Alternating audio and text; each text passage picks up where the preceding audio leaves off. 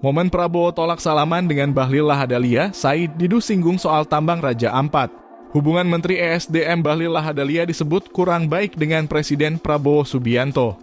Saat berpamitan ke Singapura, Prabowo tampak tidak bersalaman dengan Bahlil. Momen itulah yang diduga sebagai penyebab hubungan Prabowo dan Bahlil renggang. Namun belum ada keterangan resmi terkait hal itu. Prabowo Subianto berpamitan saat akan terbang ke Singapura Minggu 15 Juni 2025.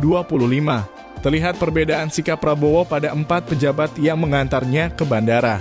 Keberangkatan Presiden Prabowo dilepas oleh Wakil Presiden Gibran Rakabuming Raka, Wakil Ketua DPR Sufmi Dasko Ahmad, Menteri Sekretaris Negara Prasetyo Hadi, serta Menteri Energi dan Sumber Daya Mineral Bahlil Lahadalia. Seperti biasa, para pejabat menyempatkan hormat dan bersalaman dengan Presiden Prabowo. Pertama, Wapres Gibran melakukan hal tersebut. Lalu saat Menteri ESDM Bahlil hormat dan hendak bersalaman, tidak tampak Presiden Prabowo menjulurkan tangannya. Tangan Presiden Prabowo hanya menunjuk Bahlil. Meski tak terdengar apa yang dikatakan Presiden, terlihat mulut Prabowo Subianto mengeluarkan beberapa patah kata untuk Bahlil.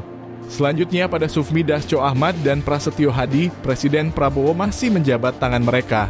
Potongan pelepasan Presiden Prabowo oleh Gibran, Bahlil, Sufmi Dasko, dan Prasetyo Hadi tersebut beredar di media sosial.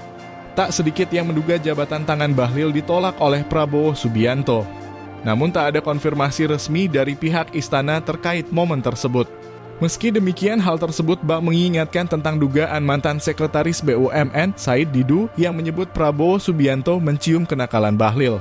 Hal tersebut diungkap Said Didu saat mencoba membongkar mafia tambang nikel di Raja Ampat. Podcast dengan Abraham Samad, Said Didu menyebut rekayasa Bahlil telah tercium Presiden Prabowo. Gig ini adalah punya BUMN tahun ini mendapat penghargaan sebagai tambang terbaik, ungkap Said Didu. Namun rekayasa Bahlil disebut Said Didu tercium oleh Presiden Prabowo. Selain itu, Said Didu mengungkap PT KOI Sejahtera Mining, satu perusahaan yang IUP-nya dicabut adalah milik Sembilan Naga, Aguan atau Sugianto Kusuma. Kenapa Setkap dan Setnek yang mengumumkan bukan Bahlil? Kemarin dia mencoba menafsirkan, akhirnya Teddy melototi dia teruskan. Ketahuan nakalnya, jadi dia mau menutupi kesalahan 4 yang lain karena ada 9 naga di situ, ungkap Said Didu.